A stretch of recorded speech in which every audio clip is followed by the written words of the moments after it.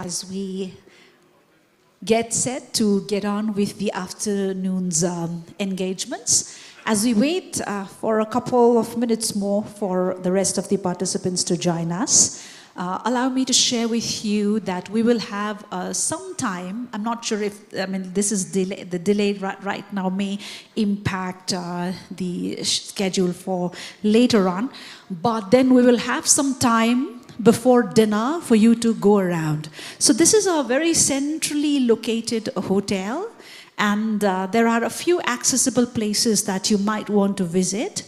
There are some heritage sites, nearby place, and then have a good walk around. You'll get to buy some souvenirs there and see very old palaces and temples in that area. So the evening time is pretty good. And adjoining the Kathmandu Darbar Square is the New Road area, which is a very old, old marketplace where you could see Nepali commodities, and then you could see for yourself the lifestyle of Nepali people. And then during the evening, you'll get to see youngsters coming by, moving around, taking pictures. So you might find spots to take pictures there as well. So Kathmandu Darbar Square and the adjoining New Road could be a good place for you to, just get there, have a good stroll around, and be back to this hotel for dinner. That should be, a good time for you to do that today after the sessions get over here. And then there is a convenience store, Bhat Bhatini Superstore, that's in around Kalanki area, where you get the daily commodities. If you want to grab a few things from utility stuff and see for yourself, that's a convenience store. That's a supermarket there. And there is a heritage site called Swayambhu, which is a hilltop. We also have that heritage tour, I think, in your tour plan. But if you seek to go, you could take a transport and then walk around. It's normally known as Monkey Temple.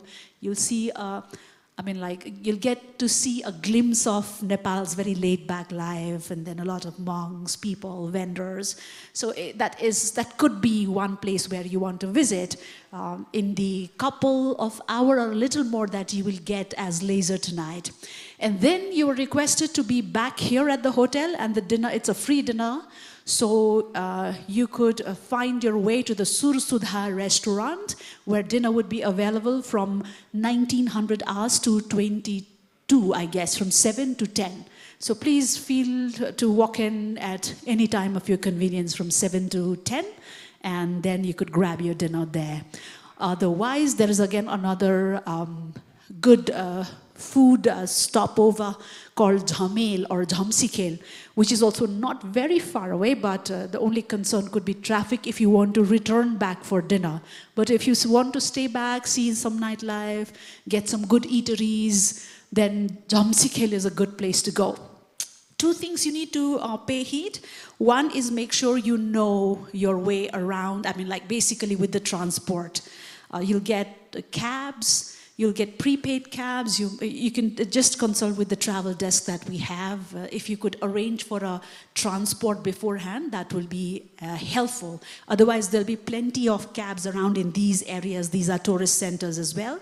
But I would suggest you to know what would be the average taxi fare, because these would be odd times you'd be traveling, so they might charge you sometimes a little hefty. So if you understand the rates, it could help you a lot. Secondly, it's still rainy season here, and things are pretty humid.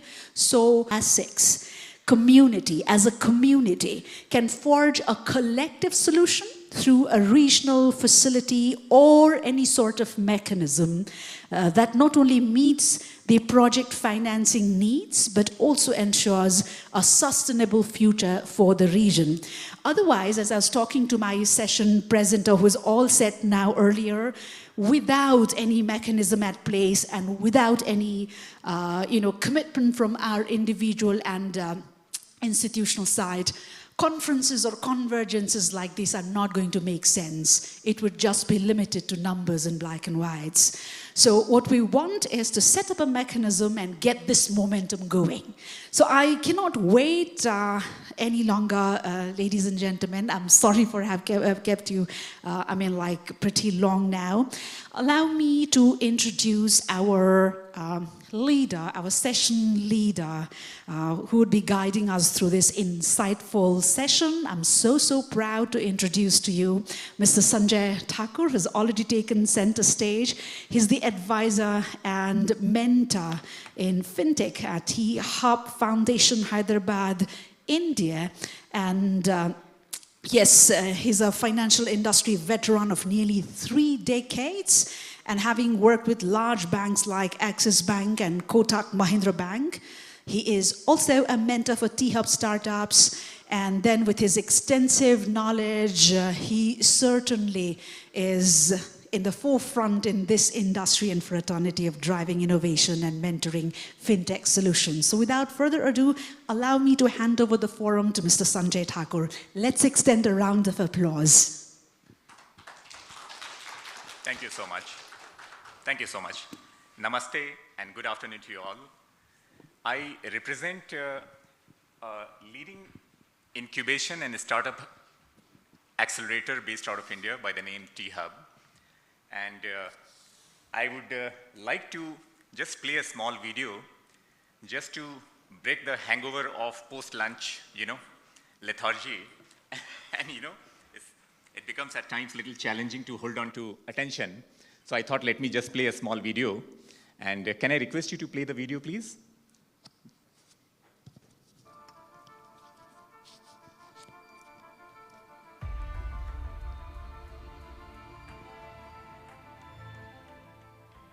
Since the dawn of time, humans have evolved from the Stone Age to the cutting edge of AI. With each era bringing new, defining technologies, we can explore endless possibilities, achieve the unthinkable, and turn dreams that may seem impossible into reality. Innovation has always been the lifeblood of progress, a catalyst for every problem solver to overcome adversities.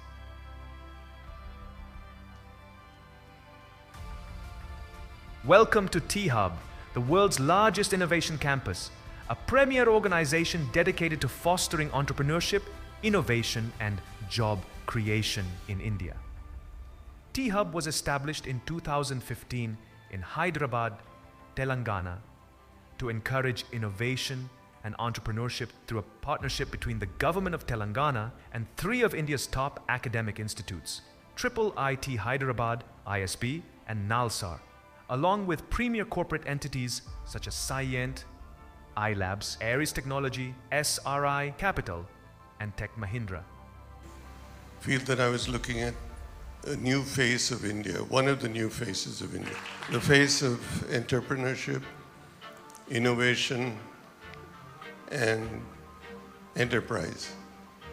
I am here to be mostly inspired by your dreams, your ambitions. I don't think there's an incubator like this anywhere in the world, and I've traveled quite extensively. And I think it's even one step ahead of where Google Labs is. Spanning over 10 floors and covering an area of nearly 6 lakh square feet, T-Hub is one of the world's leading innovation and entrepreneurship catalysts, housing startups, corporates, investors, academia, and national and international ecosystem enablers. From the basement to the top floor, T-Hub is designed to function as the most impactful incubator.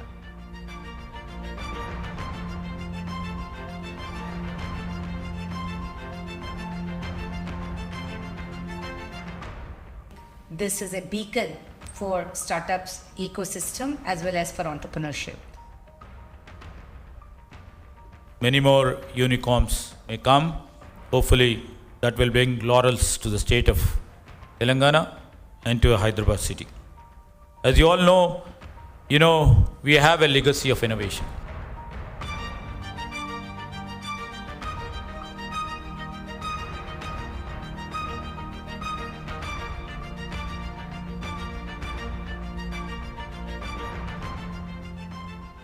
At T-Hub, we believe in the power of innovation to transform ideas into realities. Over the last 9 years, we've supported more than 2,000 entrepreneurs, close to 600 plus corporates. And the intent is to build out programs which provide startups with all the resources required to help them set up and then scale their businesses. Many of our startups are now featured on various lists, including the Forbes 30 Under 30, as well as securing funding through events like Shark Tank. T-Hub has designed programs to sustain the growth momentum of startups at 4 critical inflection points in their life cycle, where the probability of failure is high. Many notable startups have emerged from these programs. We arrived at T-Hub with just an idea and a partially working prototype. T-Hub helped us prepare that idea to a market-ready product, and they helped us with funding. Further, they additionally helped us with a Shark Tank pitch where we secured a 2-shark deal. T-Hub has played a very pivotal role in our journey. In addition to the knowledge they've given us, it was about, for a young entrepreneur who did not know what to do, connecting us with mentors, working on a business model canvas. It was the first time we were hearing words like customer acquisition cost, conversion rates, business models, etc. So the program sort of set the foundation for us to understand the different aspects of what is part of entrepreneurship. We met like-minded individuals from all over the country. Some were really experienced people who could share a lot of knowledge with us. Some were people who were first-time founders like us, so we could align with them and learn together. So that's been our journey with T-Hub, and really grateful. In fact, today I stand in front of you to announce that Unschool and we are listed on the Forbes Asia 2024 30 Under 30 list this year. So we have tried to create an ecosystem, and our role we see primarily as an orchestrator. So we bring together startups, corporates, academia, government, industry bodies, media to collaborate and co-create an ecosystem to support entrepreneurship. Really proud of the fact that many of our startups have scaled up significantly. Our survival rate is far better than industry average. And today, we are also now focused on working on instilling entrepreneurial mindset amongst many of our young people, working in conjunction with academic institutions through a program called Kickstart. T-Hub's transformative journey of innovation is guided by a meticulous framework embodying 6 M's and 2 P's. My experience with T-Hub has been phenomenal. In fact, they have one of the best teams, I would say, for an innovation center. The network which is developed by T-Hub is cutting edge, international. The international collaborations they build, even the national collaborations they build, the kind of connections they have built, nothing less than extraordinary. We've been associated with T-Hub for the past 6 years. T-Hub is a great place. It has a world-class building where your team loves to come and sit and work every day, and your clients get really impressed when they visit you over here. But it's just more than a place where you seat your team. This has been a place which has given us with a lot of potential partners. So recently we've been connected with a marketing company which has offered to look at our product and market it in a very relevant story-based method, which is what we loved. We have also been connected to corporate lawyers who have been helping us with our daily paperwork. We are amongst one of the most brilliant minds in India and in the world, and when we have a problem and we approach someone from a different company, they are able to give us innovative solutions, and that's possible only because of T-Hub. Not just that, they have also connected with potential investors and a lot of other people in the industry who have helped us in taking our business forward. Recently, our team has got selected to present in London Tech Week, and my team member is there right now as I speak, thanks to the event that was organized by T-Hub.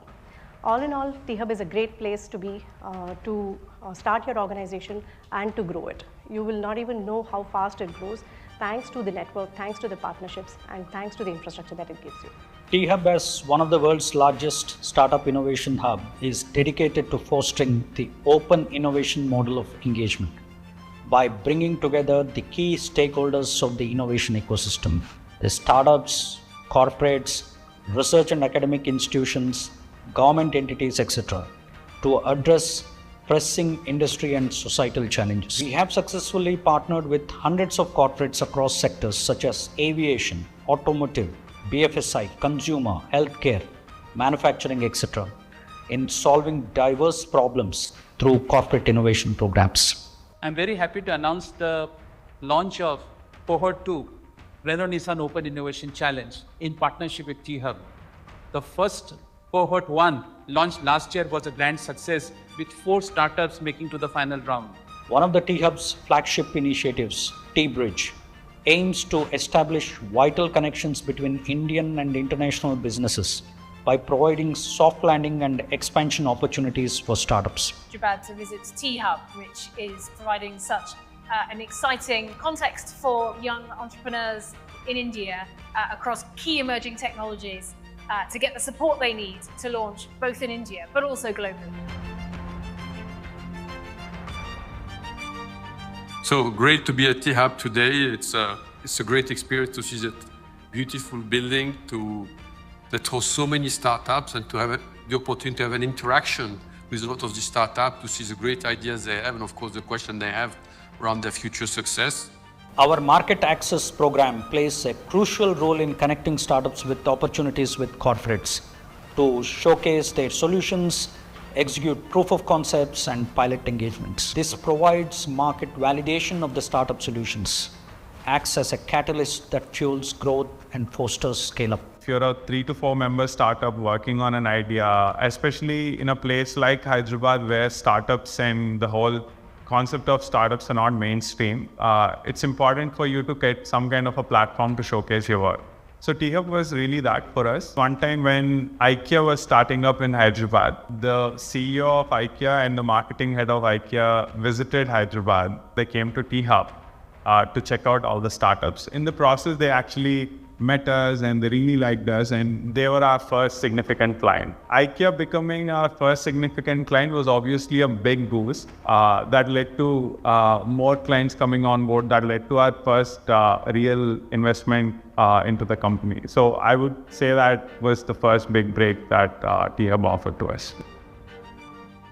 Today, we are collaborating with many entities in our strategic partner countries across the United Kingdom, France, Australia, Sweden, USA, Israel, and Turkey on mutually beneficial partnerships.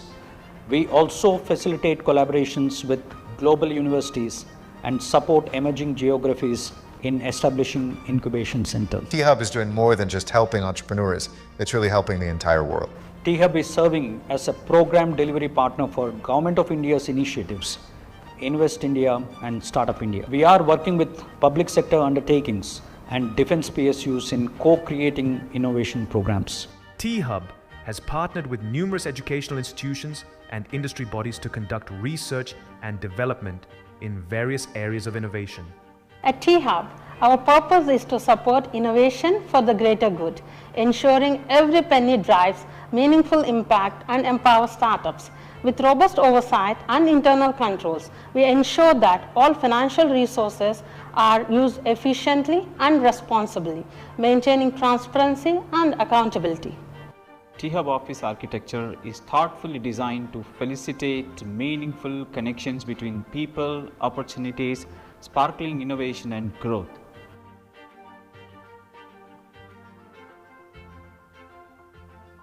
Our dynamic event spaces equipped with state-of-the-art amenities make T-Hub a premium destination for business and innovation events.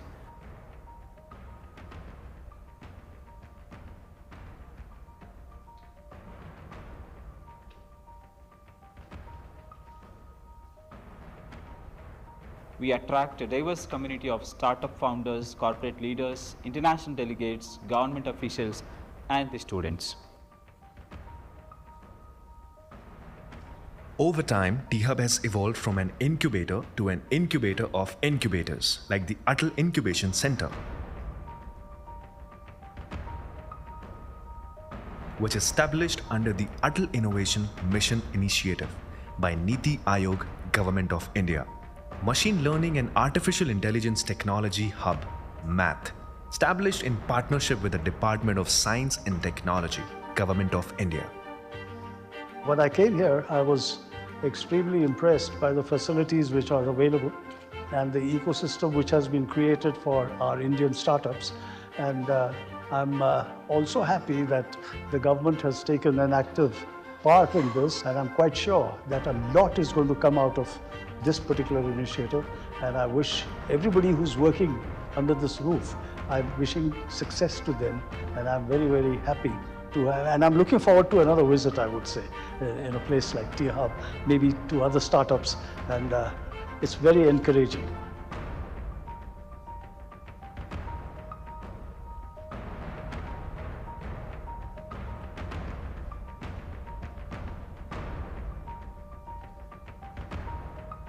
We still believe that there's a lot more to be done, and we will continue ceaselessly, unrelentingly to focus on creating a world-class ecosystem and contribute to the national mission of making India a global leader in innovation. So if you ask, can the impossible be achieved? The answer at T-Hub is yes, of course. We humbly embrace the challenge of turning the seemingly impossible into achievable reality.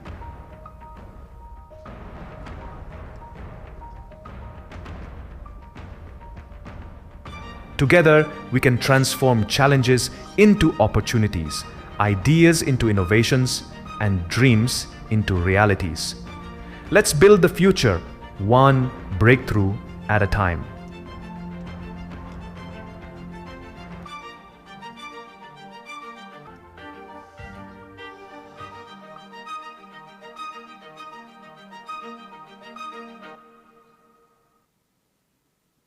Thank you so much. Thank you so much.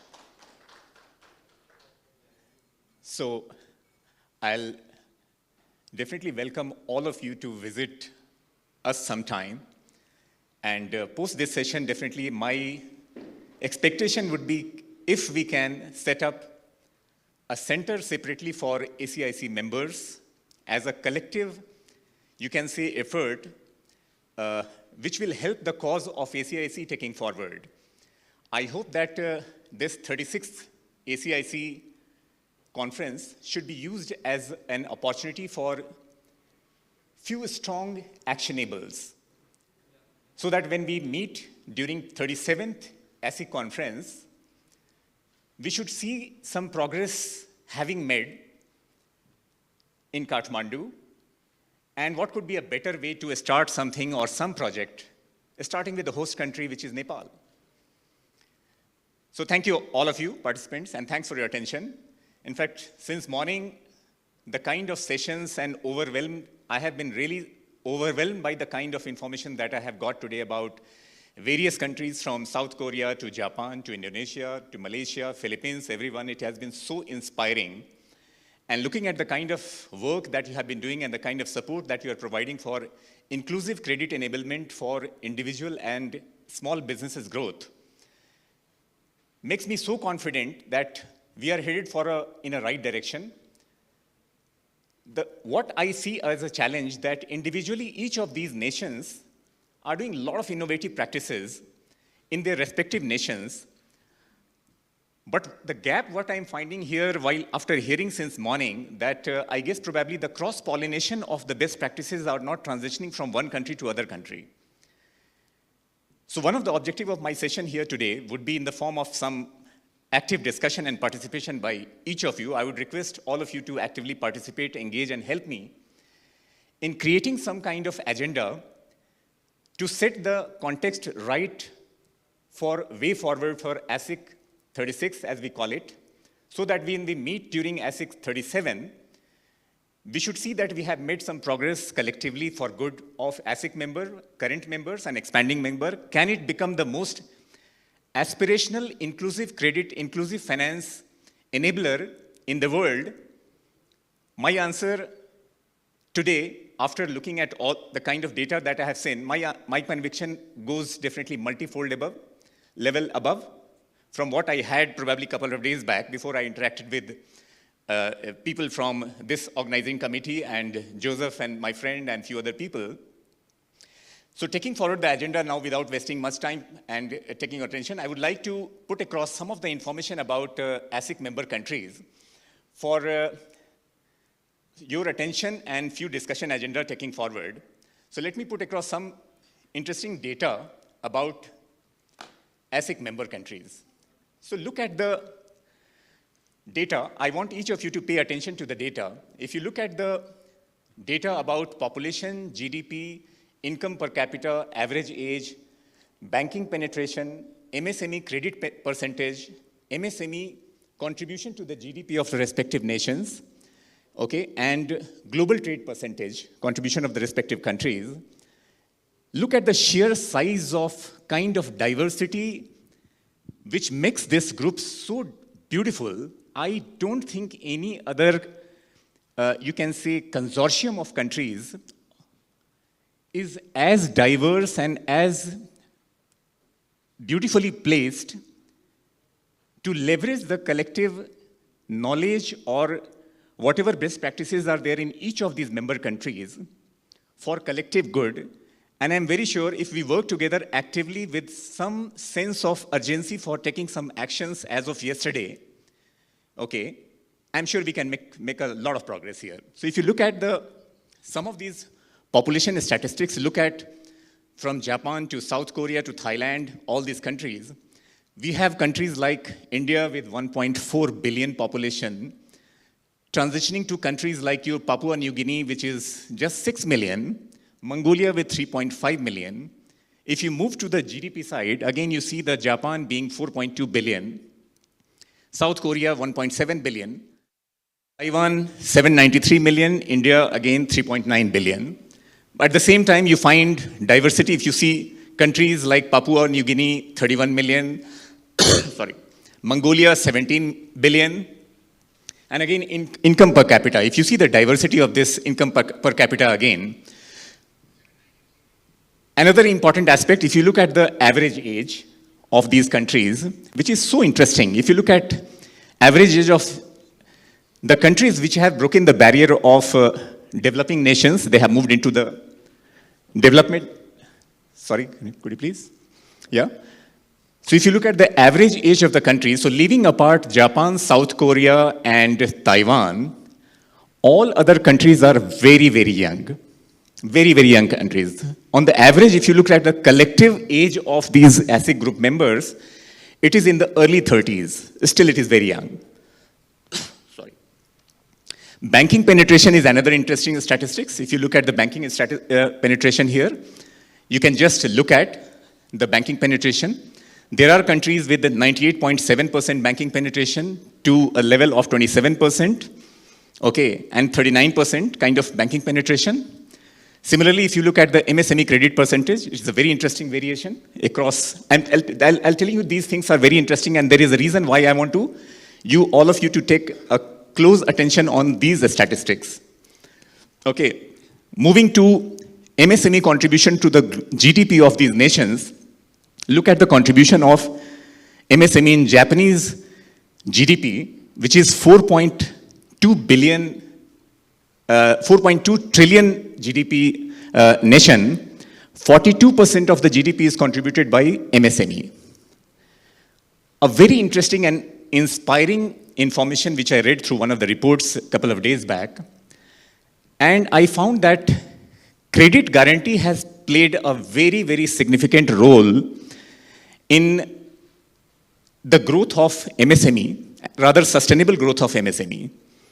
I was amazed at the kind of data, kind of work which has happened in Japan, leveraging the credit guarantee programs, which Japan started running immediately after, Second World War, which was the turning point actually for Japan. When I saw the latest data, our fellow person today morning, he was talking about 51 different type of credit guarantee programs for MSMEs are being run in Japan by 51 different geographical administration, which are separately classified under 4 different segments into something like your Tokyo, Osaka, Kyoto, and then Hokkaido. Correct me if I'm wrong. And I was amazed to see that the kind of autonomy which was given to each of these 51 credit guarantee institutions, and each of these institutions have tailored their credit guarantee program for inclusive credit enablement for MSME growth. And today what we are seeing, and they have sustained that thing over a period of several decades. So success of Japanese credit guarantee and MSME or inclusive credit enablement is something, it is very, very inspiring. And I think we should give a big round of applause to Japan. And probably we should seek some kind of inspiration and learning and ask the Japanese fellow people to share what they have done differently, how they have done so well, which can be which can be applicable, or lessons could be learned and probably can be applicable for all rest of the ASIC member as well. So again, diversity, as I told you, diversity is a beauty here. Again, if you look at the global trade percentage again, then if this data again, highly skewed primarily because of Japan, South Korea, Taiwan, to some extent, India as well. I'm sorry, you'll have to excuse me for my bad throat. To some extent, India as well, but India, again, you will have to keep in a different league for the simple fact that India comprises of 1.45 billion people, okay? So 1.45 billion people and 2.43 trillion economy is not something which is desirable. Sorry, I mean to say global trade percentage is not something desirable. We should have been ideally much higher, and we are probably trying to make some effort to move up the value chain. And hopefully we should be. For that, we are doing some very interesting stuff, which I will discuss over the period of my session as well, and during the case studies as well. So moving this agenda forward, if you look at some interesting statistics about the GDP and income trend of last 10 years, which I extracted the data from various sources, and which gave me very interesting insight, actually, again. If you look at the average growth of these nations, ASIC members, and per capita income growth, okay? And then you compare it with the top 10% income growth and top 1% income growth. You see the sheer disparity of growth of economy and per capita income, and then top 10% and top 1%. What does it say? What does it say? It clearly reflects that income disparity is only widening. We are trying to make an effort. We are talking about growth, inclusive credit, enablement of a credit for growth of people, growth of fellow human being. But if you look at the statistics of last 10 years, if I pick the statistics and if I show you the data of last 35, 40 years, you'll be surprised to know this period, which I have taken 13 to 22, if I extrapolate the data back to, say, for example, 80s to 2013, the disparity was much lesser. So trend is amazing trend. This reflects that there is urgent need for taking some serious action today and not even tomorrow. Okay, because the kind of technological transformation and other factors which are going to likely to impact, while on one side we are talking about we are trying to achieve the world of or era of abundance, okay, but not very sure if collectively we are not taking some responsible action, this divide may further widen and we will have further issue, okay, which could lead to multiple issues, okay. So I'll just pause here for a minute to just take some feedback from any of the member participants from anywhere. Would you please like to just share some thoughts and some feedback on some of these data if you would like to throw some light? And something else which you have seen here which is different or probably more, which probably I might not have been in a position to express here. Anyone? Please feel free. There's nothing wrong or nothing right. It's just your view and my view. Some of these are facts. Some of the things were my observation. Okay, but I'll be happy. It should be a both-way dialogue. It should not be monologue. Actually, if I only keep talking, that's not fair. Please feel free. Anyone? Okay, fine. So let me move forward. Are you sure nobody wants to contribute? Anyone? Please? Fellow from the Japanese desk, if you could, please? No? Okay, fine, sure, thanks. So let me move ahead then. Sure, please.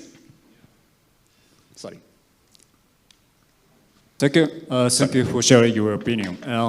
I'd like to ask I'd like to ask your opinion about the Japanese economy. I think this table shows that in Japan, the top 1% income growth is just next one, please. Next one. Yeah, this just one. 10%. Yeah. Do you have any opinion how to evaluate this number, and also, if possible, how as I said? Would you mind repeating your question once again, please? I think I missed out few things, I guess. Please. So in Japan, this table shows about top 1% income growth is just 10%. 10%? So 0.9% is the average economic growth of last 10 years. Yeah. Per capita income growth is on the national level 0.5. Yeah. Top 10% income growth is 3%. Top 1% income growth is 10%. So this is very healthy.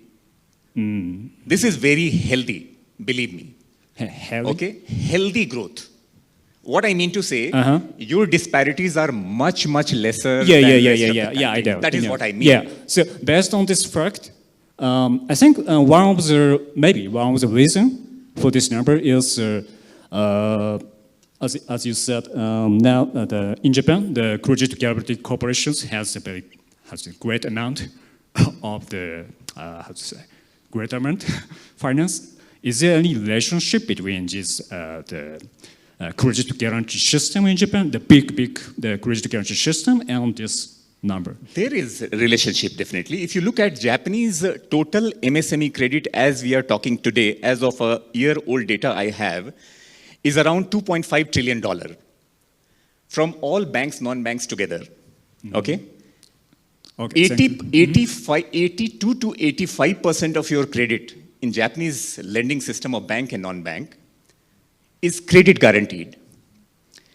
And the journey of offering this credit guarantee, Japan started back in late 50s, and it kept on continuing evolving. I am sure you would know these things better because I have only interacted with few people and read some reports, but very revealing information.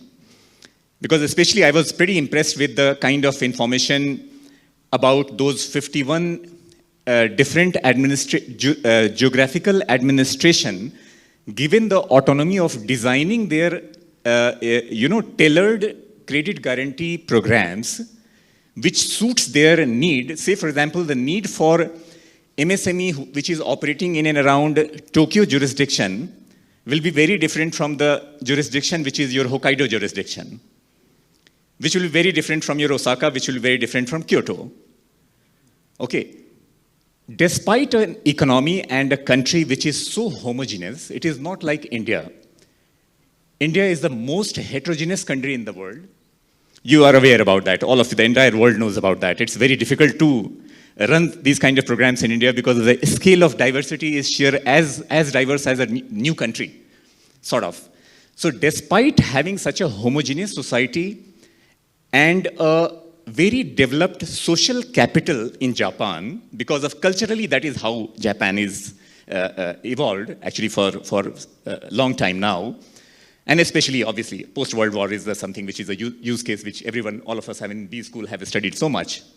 So there is a clearly correlation about offering, I mean to say enabling a small business credit enablement and average income level of people of that nation, right?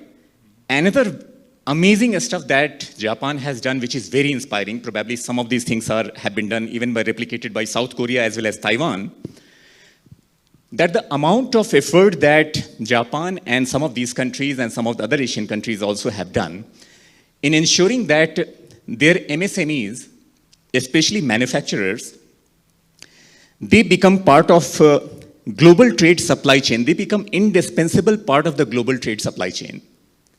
Massive effort you guys have made initially to start with with creating this kind of global trade supply chain thriving ecosystem within your nation, and then you transition beyond your nation even to outsource further. But the entire process has worked so beautifully that it's something which most of us have to actually take a strong lesson to. In fact, rather we should ask for how did you do that? While things are different, what might have worked 40 years back may not work today. That is also right, because of various things which are happening at a global level on geopolitics, geopolitics level and other economic level. A lot of, onshoring which has started happening. How far this onshoring will happen or not, I'm not very sure about that. USA is trying to do something around inside US or closer their country into, North America side, probably in Mexico. How far they'll be able to do that at a scale, I still suspect. But till the time that happens, I'm sure these countries will play a significant role. So I hope I'm able to justify what you wanted to know. Am I correct? Yeah, thank you. Thank you so much.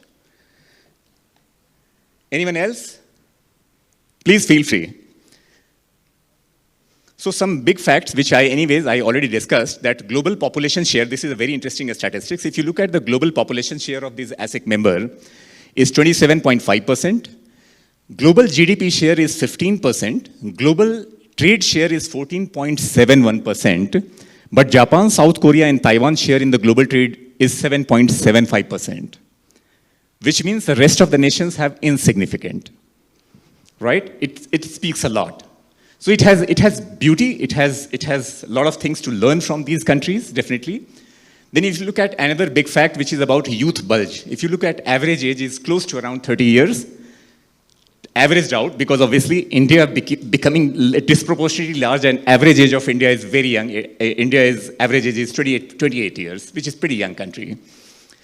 Then strategic location, if you look at this, these ASIC nations are acting as a strategic located, serving as a bridge between Asia and Pacific, okay, which is a very big strength. Rapidly evolving technology hubs, okay, innovation at a scale. And innovation at a scale, if you ask me differently, we are clearly foreseeing in many other Asian countries, and certainly including India, definitely. India definitely looks a little too overwhelming because of the size of the population and the scale of, innovation diffusion which is happening. So it is not just the innovation, how effectively and smartly diffusion of innovation happens at a scale is very important. And is it replicable in other markets? That is also very important. In my answer will be, technology is creates a great level playing field, is the most powerful force for democratizing the opportunity. Hence, I strongly feel that when you're talking about innovation as well as invention, is easily replicable across the participant nations and from one nation to other nation. It's just a matter of time how smartly we co-create, collaborate between each of the member nation to help each other for our thriving growth, actually, yeah? And another big fact, needless to mention, which I already discussed, rising inequality and income disparity, that is something which is alarming, okay, which is something which need to be taken care of.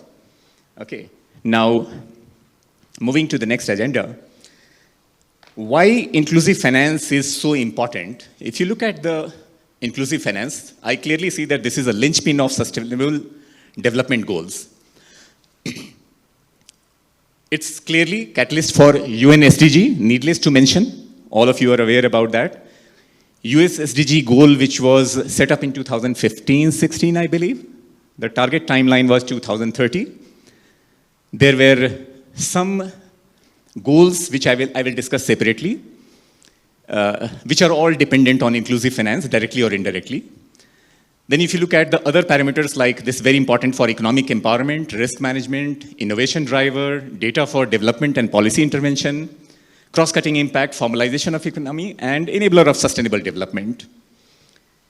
So if you move forward to this slide, this is very important. This is globally relevant and applicable for each of the member nations of United Nations, which means technically it is applicable for the world. There are 17 goals which are defined, and this is getting monitored, measured, monitored, and reported almost on demand at a very high frequency. You can go to the site and you can figure out the country-wise specific data. Where are we on those 17 goals as we are talking today? So we should be conscious about these things, and these are very serious things. A lot of effort has gone into creating this kind of thing, and there was some strong reason. If you look at the United Nations SDG goals, and if I break down these 17 goals and dependency of these 17 goals, how many goals are directly or indirectly dependent on financial inclusion, you'll be surprised to see the data. Okay, some paper have been published, a lot of research work has happened on that. If you look at the data, this is the data. This is the data. Okay, and this is the data, this is a big fact. Look at SDG numbered 1, 2, 3, 4, 5, 6, 7. SDG 1, which is no poverty. SDG 2, no hunger. SDG 3, good health and well-being. SDG 4, quality education. SDG 5, gender equality. SDG 8, decent work and economic growth. And SDG 10, reduced inequality. Now, if you look at these 7 SDG goals, these are all directly dependent on inclusive finance, right? Whether it is individual or businesses, more towards businesses, which eventually gives rise to income level of individual. And these are directly linked to inclusive finance. And if you look at SDG 11, which is sustainable cities and communities, SDG 12, which is responsible consumption and production, and SDG 13, which is climate action, these 3 are in addition indirectly dependent on inclusive finance. So which means 10 out of 17 SDG goals of United Nations are dependent on inclusive finance. So you can understand this significance and importance of inclusive finance for not just for ordinary objective, but it's a larger objective for the global good. Let's move to the next. Sorry. So given the fact about some of those big facts and data about those nations and ASIC member nations, let me transition and segue to some of the things which are happening without talking much about the data which we can discuss separately. Some of the emerging trends which I am seeing in the financial inclusion, I have broken down into various segments. So, biggest innovation and trend into inclusive finance, actually across the world, if you look at the history of last, you can say 25 years, you can say not 20, around 25 years, it all started with payments, whether it is PayPal of US, whether it is Alibaba and Tencent of China, or the blockbuster UPI success of India, and for that matter, even Taiwan, and many other countries as well, okay. But the payment eventually led to such a large-scale innovation in several financial products, which I will discuss separately. So if you look at the trend, emerging trends, which was expanding access of finance through digital channels at low cost, at a scale, is something which drove massive innovation into financial system. Okay. So some of the success stories, I thought I'll just mention. All of you must be aware about them. So UPI of India definitely is some big success story, definitely. As we stand today, the amount of number of transactions that we are doing every month has crossed 8 billion, imagine. Okay, and the number and volume of transactions are now crossing combined transaction of Master Visa together. Okay, so you can understand the scale I'm talking about, right? And another beauty is, this is a decentralized platform, believe me. This is a decentralized platform, interoperable platform. You can't ask for anything better, actually, you know? And it is working beautifully. Initial hitches we had, but now it is working pretty beautifully. On top of, after the UPI success, with public-private partnership, India Stack was developed, which I will discuss separately, a model for digital public goods. Then the other very successful story, which all of you are aware about, M-Pesa of Kenya. Then your Brazil Pix is another beautiful example at a scale of innovation which has happened. QR code payments of China, obviously needless to mention. Okay. Then your cross-border payments via mobile money on an inclusive site, Bcash of Bangladesh. And then the latest entrant is your CBDC and stablecoin. Okay? And I think this is the next phase, but it will still take some more time. My sense is probably CBDC and stablecoin mainstreaming will take probably another 5 to 7 years. I guess probably a little more as well. So transitioning to now one of the story which I'm very, very impressed about. If you look at India's stack, which has literally revolutionized the digital infrastructure at a population scale for a country like India, okay, and the kind of innovation which has happened. So it is a public infrastructure which has been created for innovation at a scale, and the kind of innovation which has happened on top of this digital public infrastructure by startups. In my lifetime, I had never seen that kind of innovation ever in my life. Okay, so probably next phase, I don't know when it will come. If you look at the work which has been done and the scale at which it has impacted, if you look at the India Stack identity layer, which is called Aadhaar, within a very short period of time, it has created a identity of 1.3, now almost like 1.35 billion Indians. Okay. UPI is part of the India Stack payment, which is like instant low-cost digital transaction. Again, the beauty is it is a decentralized platform, interoperable platform. That is another very strong beauty. Data layer, which is your digital locker. Secure cloud-based document storage, which is being used by financial institutions for doing lending in multiple form. And then there is a consent layer, which is your, data empowerment and protection architecture, which is there. So consent layer is something which has been created on India Stack. The consent layer is something which is like essentially, let me explain you. So cost of distribution of credit products of low value, okay, becomes at times a barrier for inclusive finance, right? But India Stack has clearly broken that barrier by creating digital identity for small businesses, wherein through consent layer, information about KYC, KYB can be done, and other financial data can be done, and credit can be enabled. That's what. The key principles here are completely your presenceless, paperless, cashless, consent-based. I won't take more time on this. Let me move on further. Here, it has definitely impacted. It has a massive transformational impact. If you look at, from the point of view of financial inclusion, India opened 430 million new bank accounts in a period of 5 years. From 2016 till 2021, every second bank in the world, second bank account, was opened by India.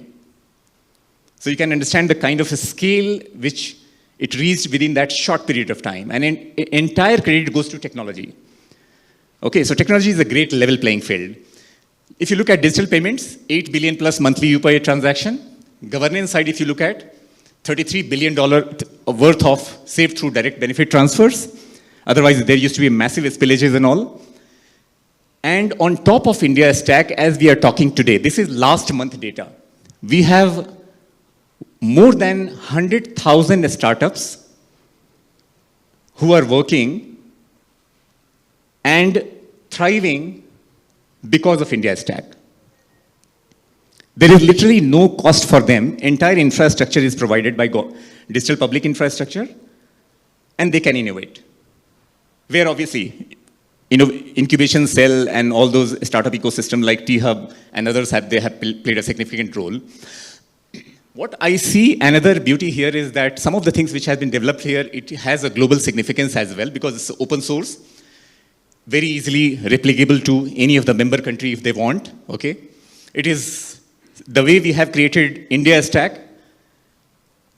There are models which can be created on a similar model for a global stack with little changes and tweaking in the technology architecture and the regulation of the respective countries.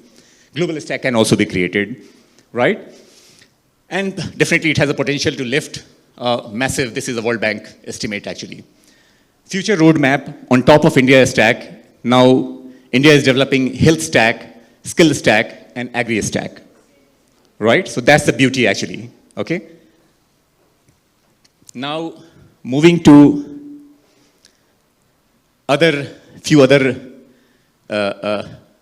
transformating thing which is happening. Again here, I guess, Open Credit Enablement Network of India is on the forefront definitely because of, again, its scale at population level.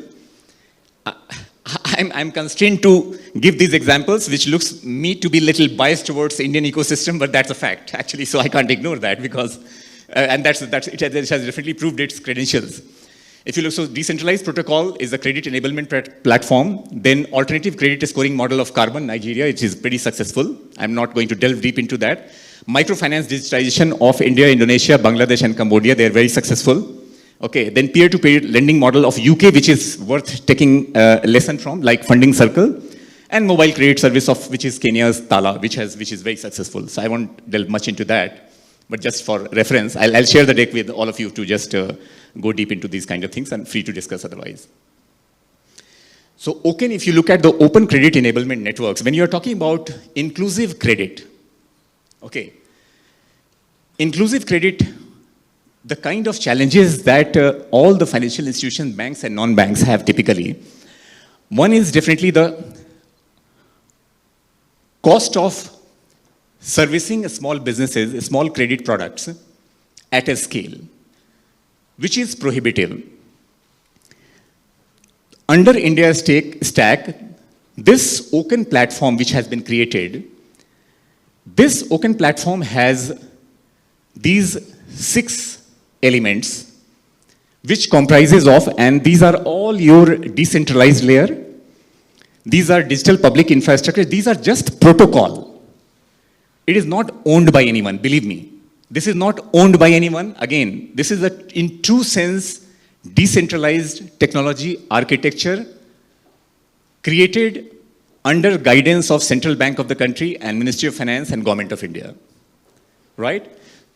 It is a protocol which comprises of 6 APIs.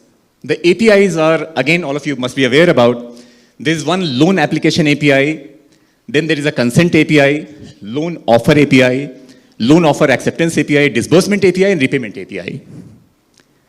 Entire stack is complete. So entire life cycle of this small transaction for individual and businesses are completely looped with this OCEN. So I have not written OCEN India in the center because of being little ambitious and aspirational.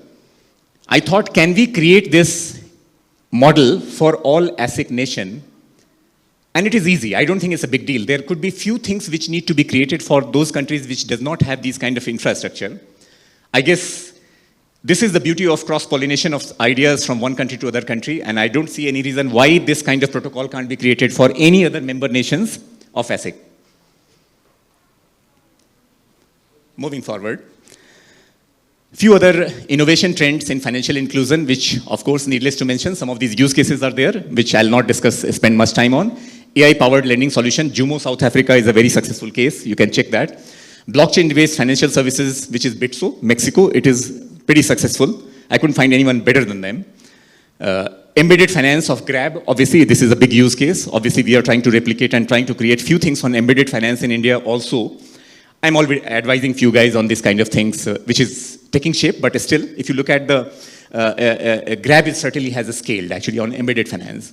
And then insurance for low-income population by the name Bima at Ghana. These are very successful use cases.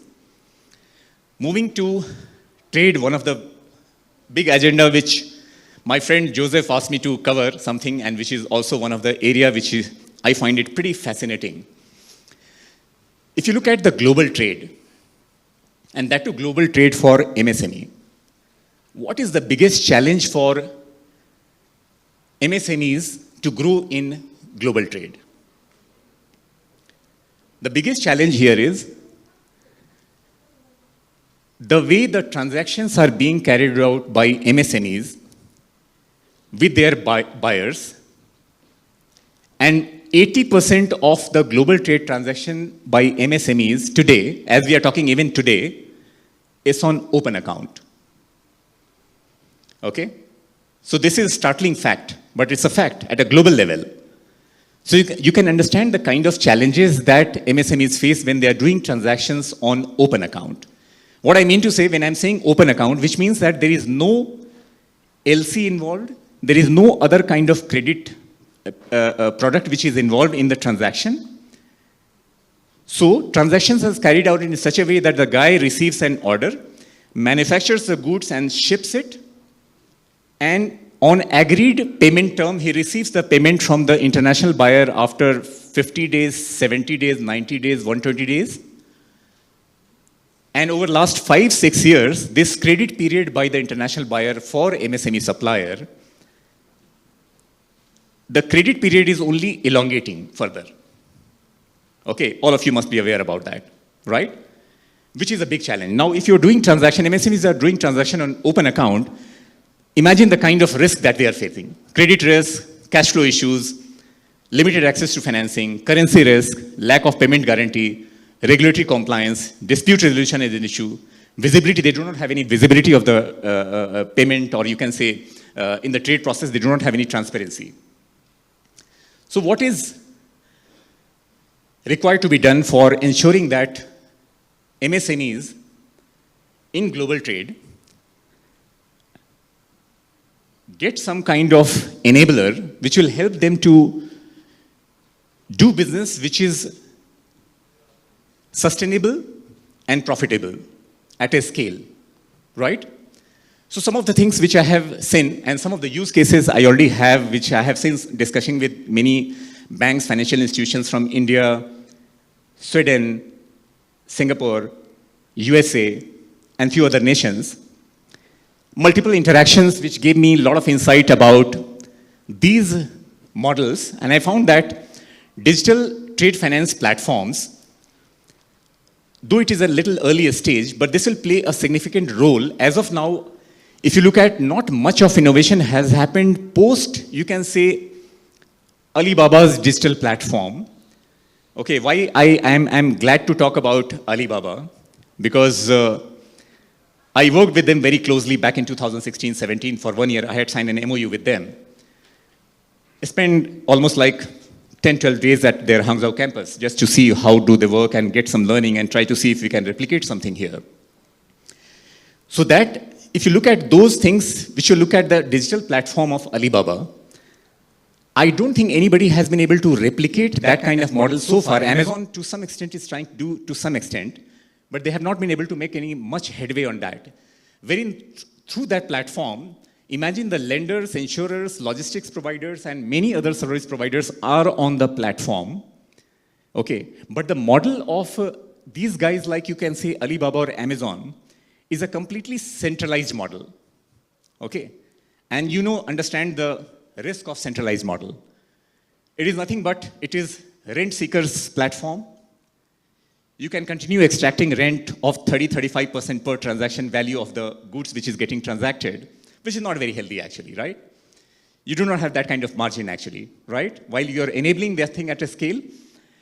Hence, some work is happening in few parts of the world, which I can discuss separately, on decentralizing this entire piece of global trade with embedding the services of lender, logistics provider, quality inspection providers like your SGS, Bureau Veritas, everyone on one platform, but in a decentralized way. The way I talk to you about the decentralized credit platform for domestic business like Open Credit Enablement Network, something is already happening for enabling, creating similar kind of digital public infrastructure for enabling credit for global trade only for MSME. One new thing which is also happening very soon in one of the markets, that on this platform, there is some lending layer of factoring also getting added on that platform. So moving beyond that, some work is happening on blockchain technology, then AI machine learning, needless to mention. supply chain finance solution, that is a big thing which is happening. Digital letter of credit is something which is already applicable in large corporate side, but MSME side it is still taking shape, and then peer-to-peer lending platform. Few other innovations in global trade which is happening is IoT track and trace technology, again, which is like, again, the merits of these things. Then you can see these API integration, digital identity solutions, automated compliance tools which are getting, actually these are already applicable, but these are not, you can say,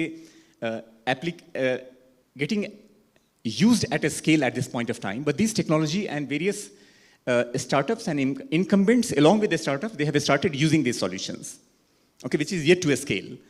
AI-powered credit scoring, which is a new model which is emerging. Okay, I'm already advising few startups, very promising startups who are using generative AI technology, especially for last 1 year, and they have built some very, very robust, solution.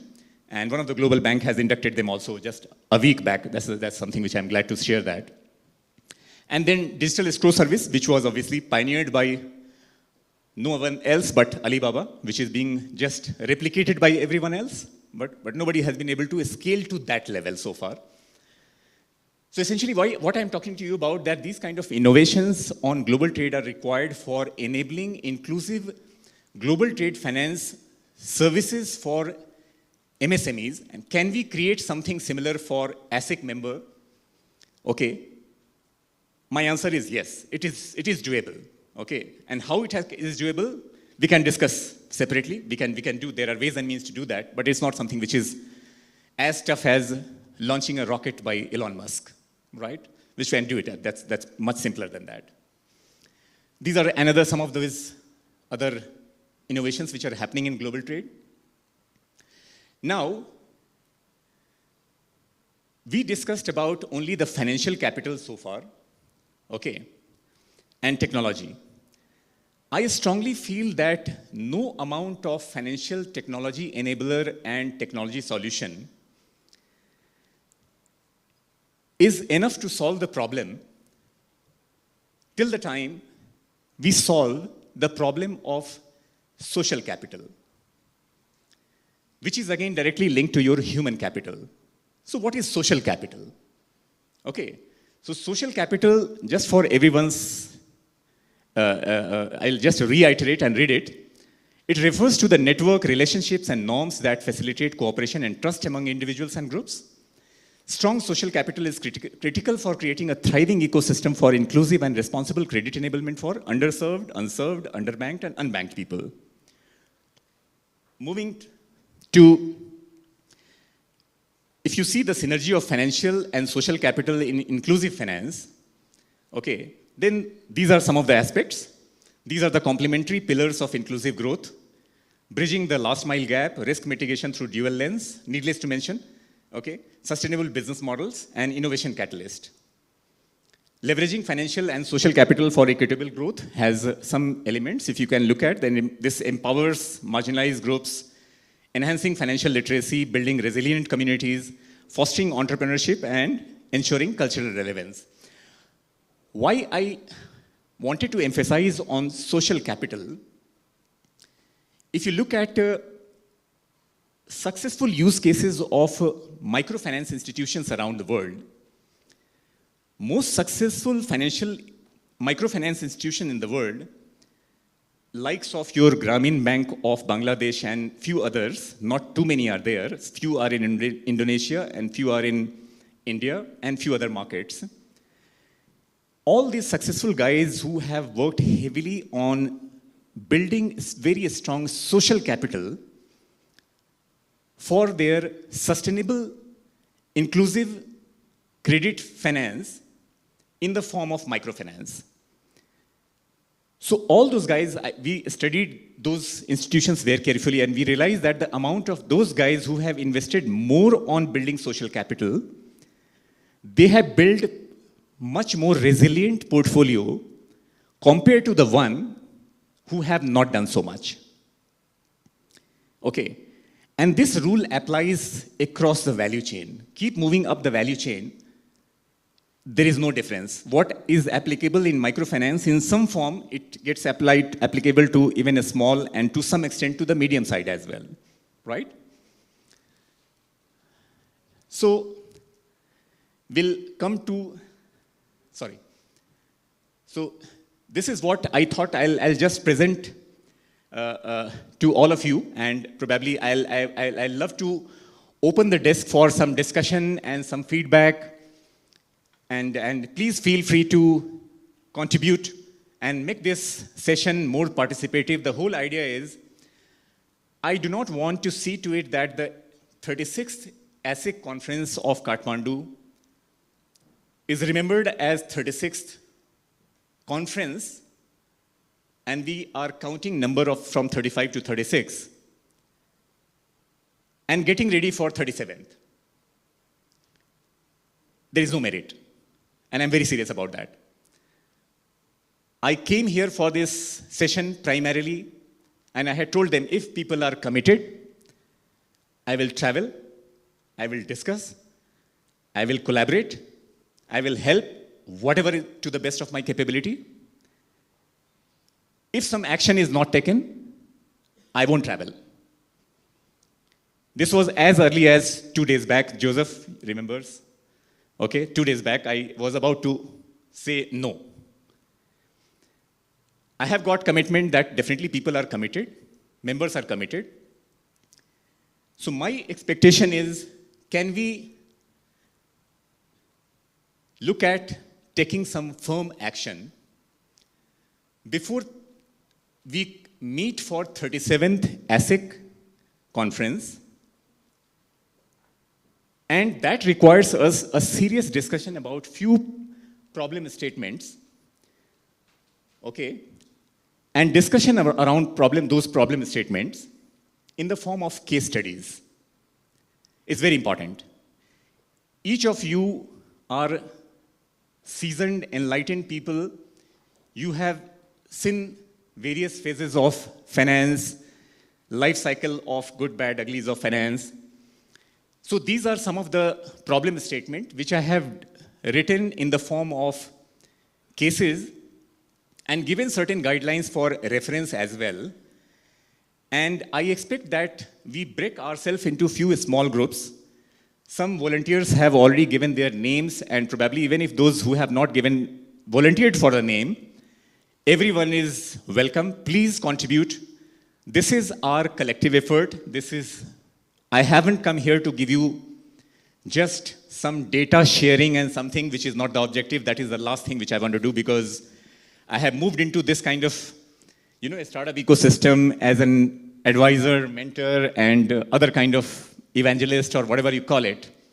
Not to share that kind of, information, but expect some action to be taken, which will excite me, okay? And I'll try my level best to collaborate, contribute, whatever I can do to the best of my capability, okay? At individual level, as well as at the institutional level, say for example, on an innovation side, if at all there is something which is required to be done at institutional level, which is your T-Hub Hyderabad, I'm happy to do that as well. So essentially you can say some problem statements which were mentioned earlier,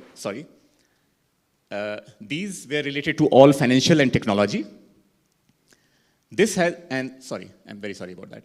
And this two specific I had mentioned about social capital. I don't know whether we'll be able to cover all of them or not, which may be a little challenging, but it is a thought for everyone to look at and see to it what best we can do.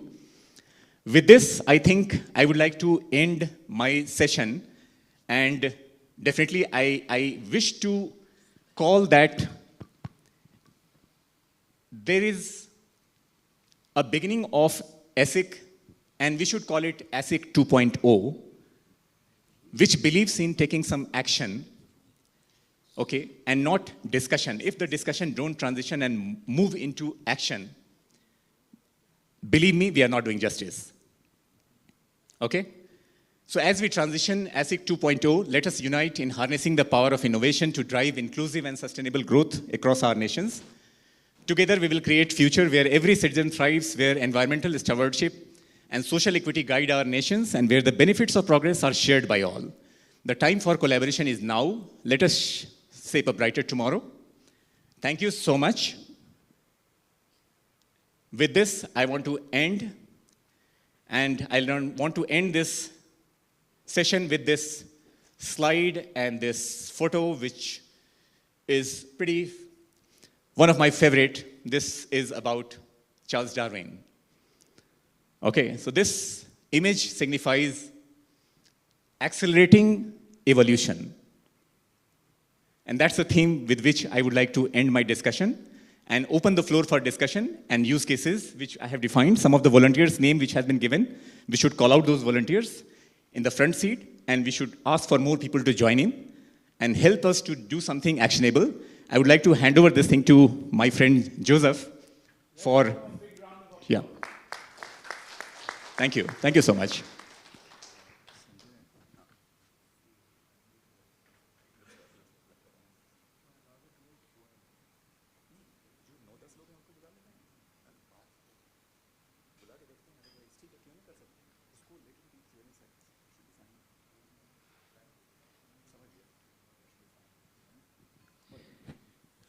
Ladies and gentlemen, I think that was a wonderful 1 hour of dialogue that Sanjay walked us through.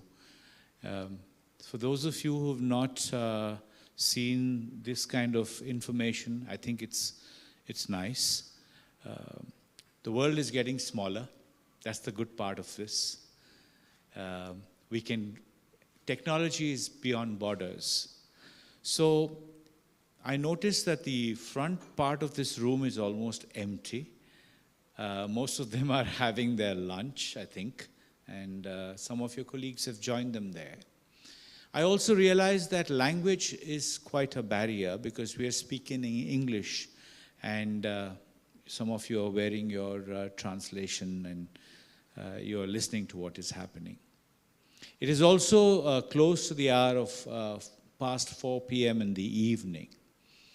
And we understand this is the second day, and you want a little a balance between work and some personal time this evening, as we've been already promised.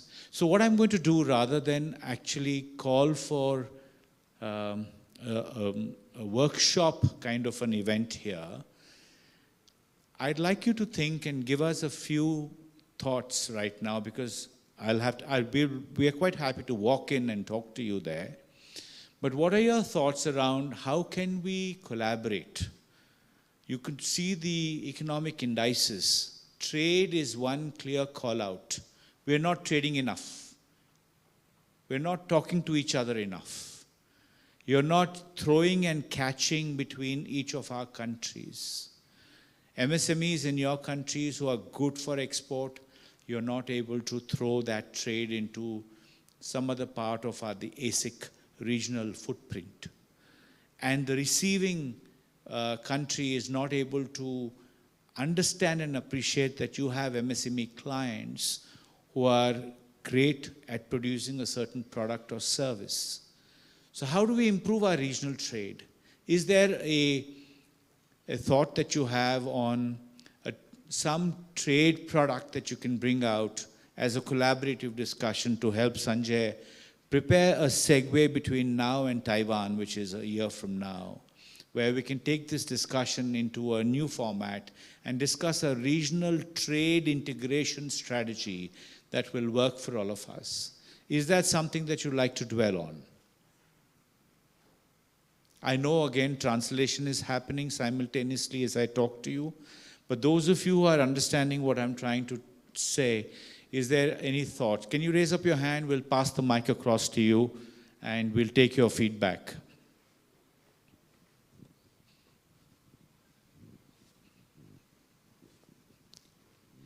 After hearing such a nice dialogue from Sanjay, is there any thought about how would you like to pick up any of those items which are there, create a regional block of interested and committed members?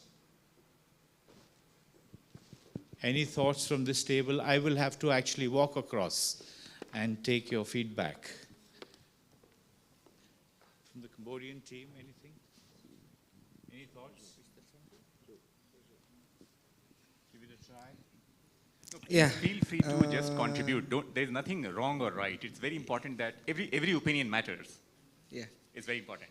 Yeah, I think with artificial intelligence we can enhance our creditworthiness assessment or manage risk with better way. And we hope in Indonesia specifically could learn in another country like India, Japan and Korea that I think they are much better in artificial intelligence technology. Thank you. No, you're right. You're right. AI is a great enabler. AI is definitely going to be a great enabler. The journey has just begun. Okay, so mainstream of use cases at a scale is yet to be seen.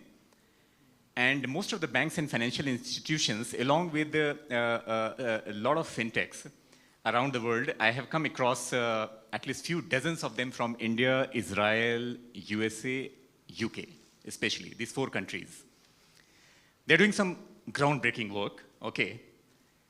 So some of these kind of innovation using these generative AI technology, especially generative AI, is very difficult for most of the incumbent banks and financial institutions to do. Just to share one very interesting statistics actually for all of you, that banks are still operating on legacy systems.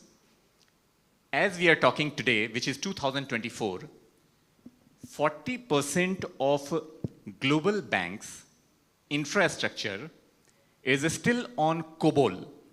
Can you believe it? COBOL. Have you heard about? Probably you might have heard about when you may be child and something used to be there. But 40% of the banking technology infrastructure is still on COBOL. And very difficult nowadays, who is COBOL programmer? Can you find any COBOL programmer? But some of those financial institutions which have grown so large, transitioning to the new model is not very easy. But the beauty is, that is where the fintech comes, innovation comes. You create the API layer, structure, connect, and play. Okay. So what you talked about, the alternative credit scoring model, leveraging the generative AI, will gain mainstream, I believe, probably next 18 to 24 months. You will see some of the financial institutions scaling rapidly, not only into domestic credit enablement, but even into global trade side. And massive work is happening already. I have come across some of these kind of solutions and some of the products which have been developed by 1 or 2 Valley-based startups and 1 or 2 Singapore and India-based startups in particular, who I have come across. Okay, and happy to probably get the demonstration done if at all you want to know what they are doing differently. Okay, so 2 of these guys are doing groundbreaking work on global trade side. Thank you, Sanjay. I think we'll go around the room. I have to get feedback from other people. We have a small team from India, but I think we've spoken about the Enable network in India, which is doing well. So any comments?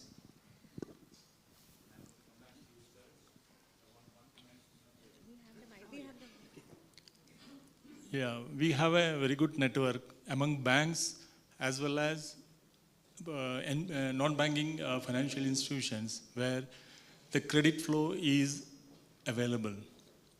Here, we get the data from banks or financial institutions through API. We get entire data, we process immediately, we consider the case and issue credit guarantee to those institutions.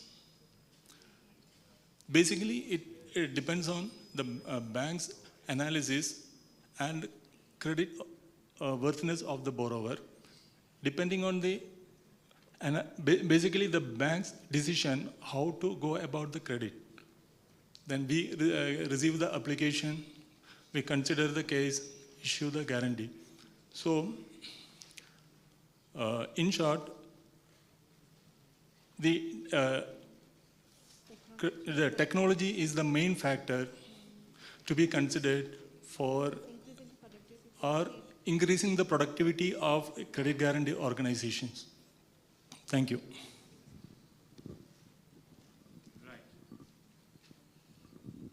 Thank you. Any other thoughts in the room? I'm walking over. Yes, thank you, sir. We want to hear from you.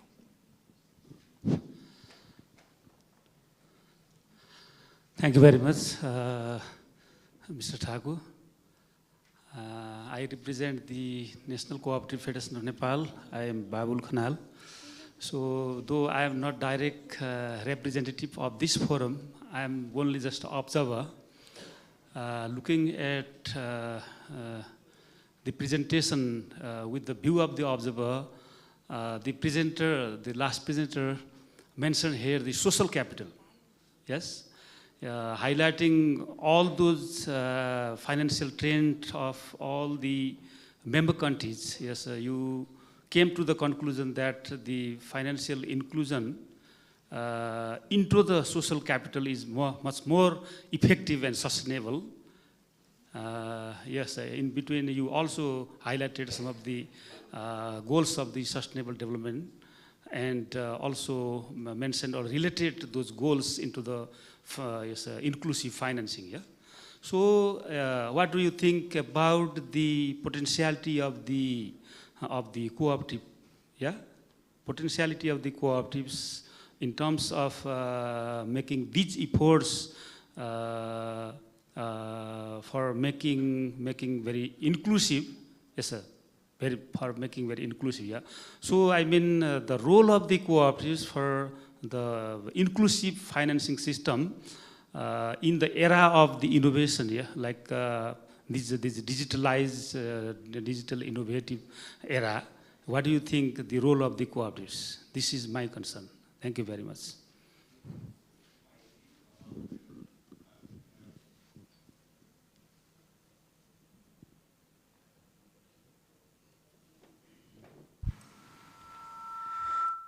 Yeah, so significance of technology in enabling social capital is very, very significant. So if you ask me, the new technologies which are available, if you look at whether it is the payments or communication or any other technology over my session which I discussed, which were all related to definitely inclusive credit enablement, okay, but responsible use of communication and technology in the age of, say, for example, Gen Zs, which are getting into the mainstream now, and their population has become very significant. Because Gen Zs, you know that all those guys who are born after 1996, some of you probably may be born after 1996, right? So Gen Z's behavior, generation-wise differently, millennials behave differently, baby boomers behave differently, millennials have very different behavior, and Gen Zs are very different behavior actually now. So technology contribution for building social capital is gaining momentum and in a very significant way, especially in the new generation, which is getting into the, getting into the, economic system at a scale now. So it will play a very significant role. Obviously, there are some downsides as well. If you look at technology like your social media kind of thing, generation of Instagrammers or Facebook, those kind of stuff, I'm not a proponent. Okay, you can see the kind of TikTokers who are there, the kind of influence which has very negative influence. But responsible use of technology can definitely play a very, very significant role in improving social capital. But which technology, in what form, that is very important. And that is where some kind of, policy intervention and some kind of communication from the opinion makers of the nation, of the society, and the community is very, very important. Use cases of some people who are there from Taiwan. I am very impressed with Taiwan. Okay, the way they are gradually decentralizing a lot of decision making from centralized decision maker to decentralized in the hand of the public is absolutely blew my mind. Okay, You must read a latest book. I will strongly recommend, if you have not read or heard about this book, there is a very famous book which came a month or two back. The book name is Plurality.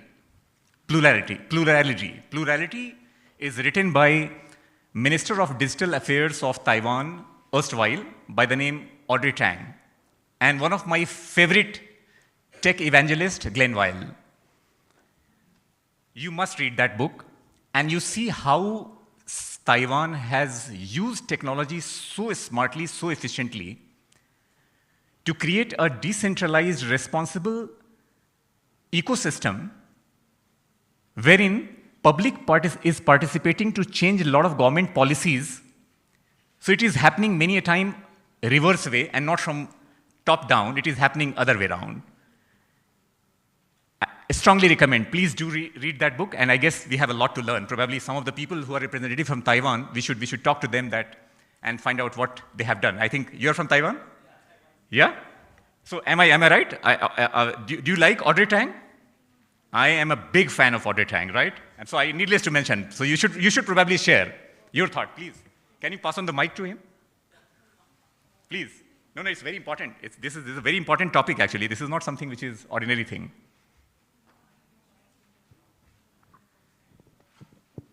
Hi, it's Ethan from Taiwan. I'm sorry, I just jump in this conclusion because I just finished a meeting of CDM. But yeah, since you mentioned Taiwan, Taiwan team is really good at leveraging technology, using technology to solve problems. But when I jump into this discussion, regarding this issue, I think even in Taiwan, there's something that we cannot solve. For example, we are talking about fintech, right? Like 3-4 years ago, a lot of fintech companies in Taiwan, because there are a lot of fancy dreams. But in the end, they didn't work out. Why? Because regulation. Because of? Sorry. Regulation. Oh. Financial-wise, okay. Taiwan has very strong regulation. And there's a fintech company who you jump out of the idea that they try to matchmaking the FX exchange needs across country. For example, I'm here in Taiwan, I'm a Singaporean, and there's a Taiwanese in Singapore. We just kind of exchange the need so that we don't have to go to the bank to do FX exchange, but which is not allowed in Taiwan under Taiwan's regulation. Yeah. This is a good idea, correct, but it's not allowed. So when I say the biggest barrier, one of the biggest regulation. You're saying regulation is a barrier. Yes. So regulations in many pockets, because of the nature of the financial services, regulations at times acts as a headwind for growth. Yes, yeah. Okay. That's why we create a zone, experimental zone. But I guess probably the kind of work you guys are doing from taking the public opinion in changing the government policies at times, possibly you guys may transform and transition those things also, those headstrong regulators probably, I'm sure, the way you guys are doing a lot of groundwork. Yeah, but hopefully you should do that. But I guess Taiwan's central bank is like 5A or 3A straight for how many years? Okay. They are very strong. They are very tough. It's hard to judge. So a lot of fintech companies now they kind of change the term from fintech to techfin. Correct. So you're because right. This is a very highly regulated industry, so only the companies in this area knows the regulation, not tech company. It's financial company. So it's the bank itself or the FI itself. They should do tech. So it's called techfin. That will be more efficient.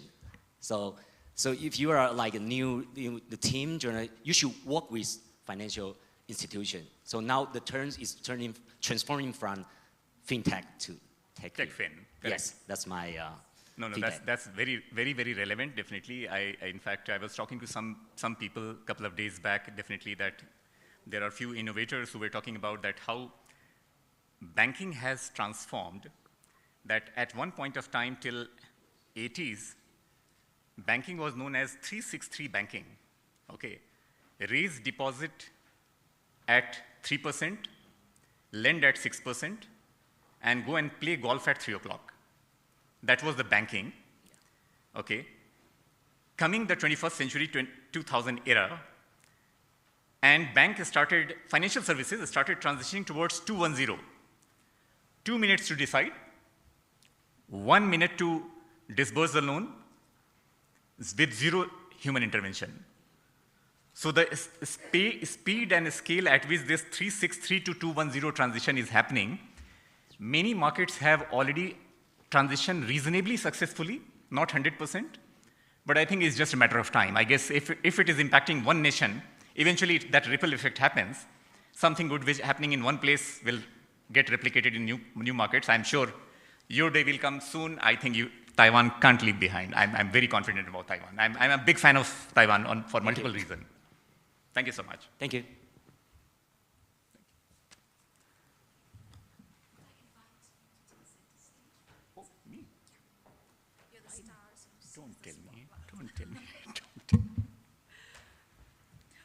We for sure want to shine the spotlight on Mr. Sanjay Thakur for a little bit more. We cannot be thankful more for he accepting to fly over from his very busy schedule all the way from India to Kathmandu just to be with you and help reap something substantial out of this convergence. We had a talk and I shared this right before we discussed that. We just don't want the convergence and ASICS community in numbers, but it becomes important to have led by mentors and advisors like him to give momentum, or at least keep this momentum intact until we meet again and we take out something good to take pride on when we meet next.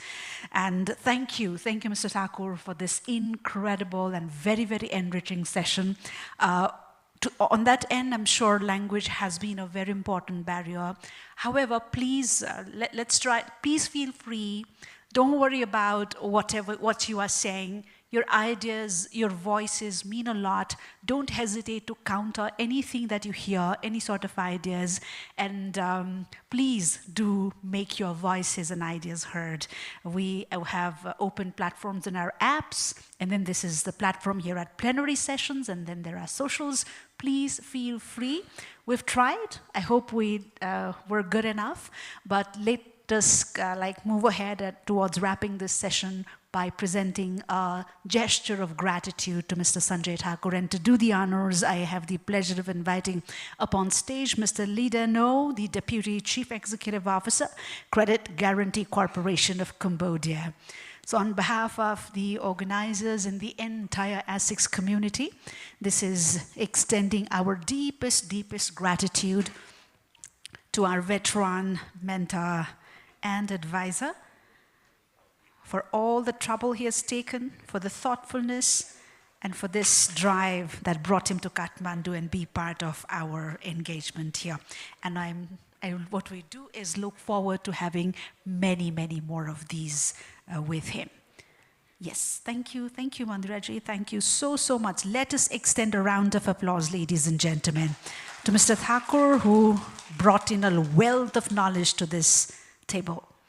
Thank you, sir. Thank you indeed.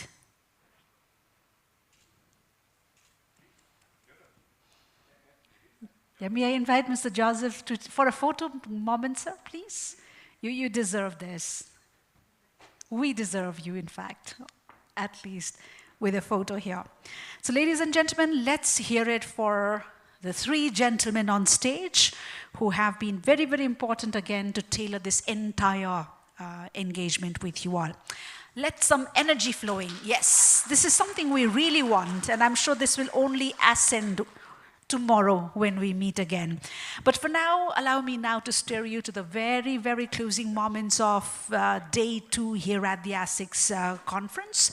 And as we come to the end of today's session, we believe it becomes very, very important to reflect back on the insights and learnings we have gathered since the morning herein. And to guide with the reflections, I am honored, ladies and gentlemen, to invite Mr. Joseph Sylvanus, the Managing Director of Dolma Consultancy. Once again, Dolma Consultancy is the knowledge partner for this conference. And throughout the conference, please note, Mr. Sylvanus has been closely involved in connecting the dots, ensuring the flow of content remains rich and impactful, and driving us towards an outcome-focused dialogue. So with great gratitude, I would want to hand over the podium to Mr. Sylvanus, requesting him to wrap up today's engagements.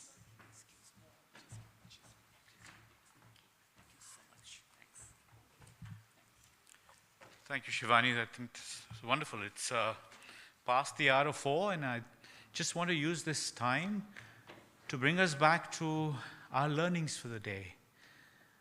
Potentially, I will do a similar wrap-up each of the 3 days that we'll be meeting, and then we'll do a final summary for the ASIC conference with a statement of for the conference itself.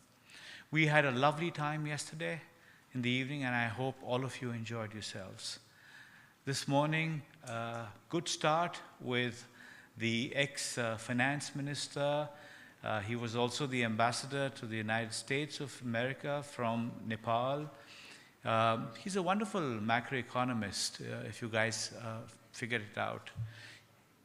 And he didn't give us a message that said, oh, everything is fine, because it's not.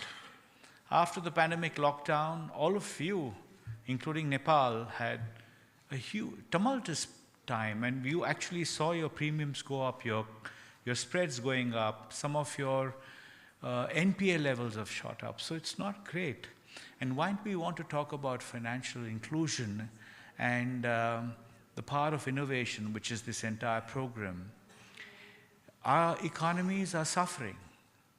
There is a lot of stress in the banking environment, in the non-banking environment, and he called that out.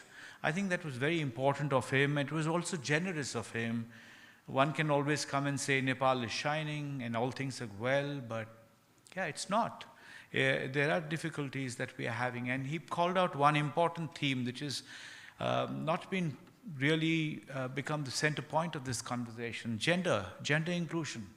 We all talk about financial inclusion, but getting the lady into the center of the room. World Bank runs a global program called Women Entrepreneurship Program, and it's happening in all your countries, I think. It should.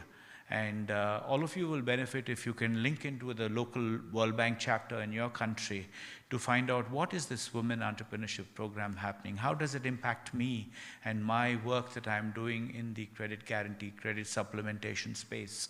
That's a good takeaway for you, and they're doing their work even in this country. We have a lot of women in workplace. We don't have a finger on the pulse. How many, how much, how deep, who are excluded? So I think gender is a very big item. Greening, everything, even the last program that you had in Mongolia, I think greening of finance was a critical piece. Important, and we are all trying to do climate finance and adaptation mitigation.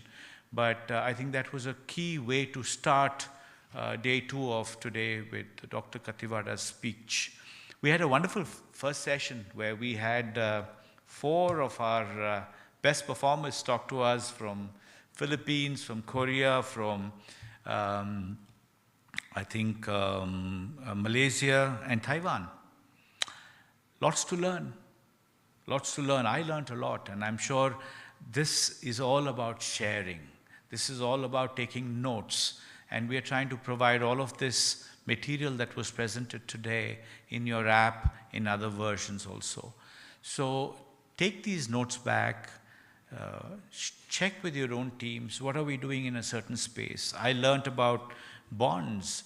Bond issuances can be credit guaranteed. I thought only large corporates like Guaranco, Sinosure, or someone would do bonds, credit enhancement. But if you guys are doing it, it's a great outcome. And I think tier 2 bonds of any nature, even if you badge it with climate, sustainability, etc., if you're able to credit enhance, great outcomes. So I think that was a great session. The session that our Standard Chartered Bank CEO Anirvan did also was interesting, and it spurred some thought, some good questions. Commercial banks, and I think commercial banks have to become more nimble, and I'm connecting the two, the conversation right now and what commercial banks have done in this space. But if commercial banks have to be the key lender of sort, your counterparties in all your countries, your main counterparties are the BFIs, the FIs. But if they have to really grow stronger and penetrate to those mid and sub layers of the pyramid, the bottom end of the pyramid, where financial inclusion is a big concern, and we know the costs of reaching out to those people. the dollar costs for a savings account and a current account, especially if they're not transacting and there's no value in the account, is extremely costly for such banks.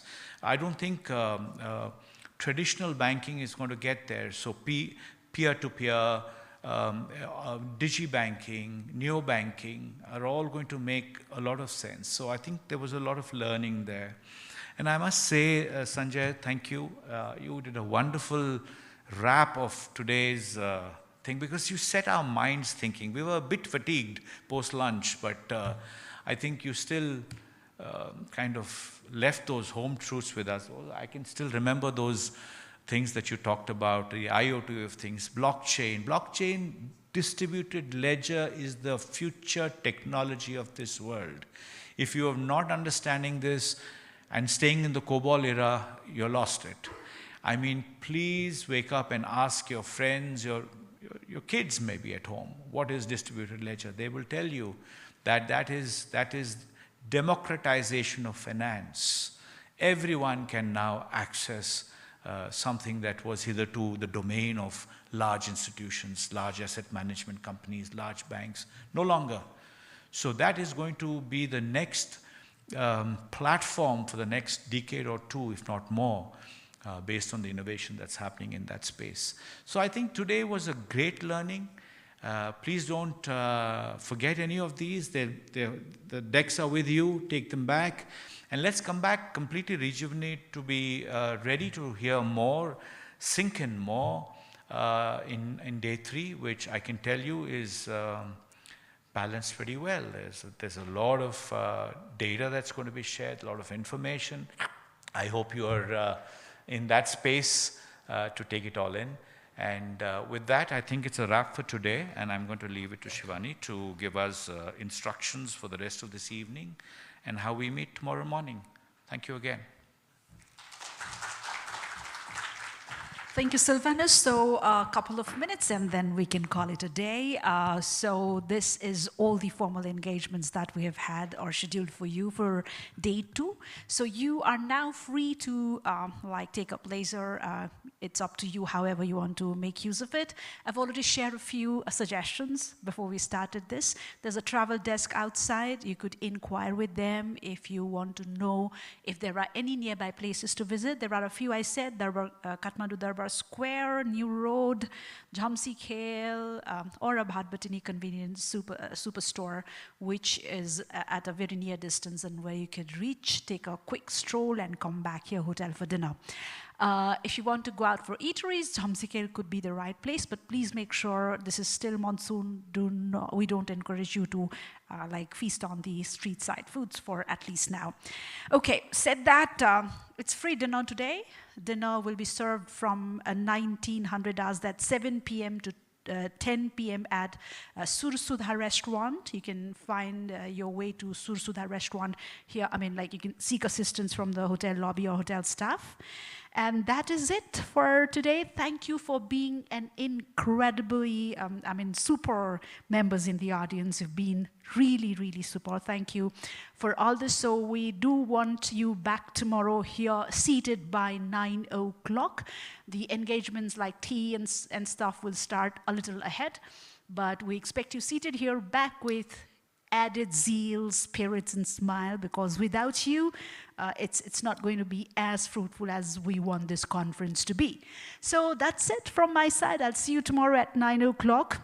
Have a restful evening, also an eventful evening today. Have a good day. Thank you one more time. See you tomorrow.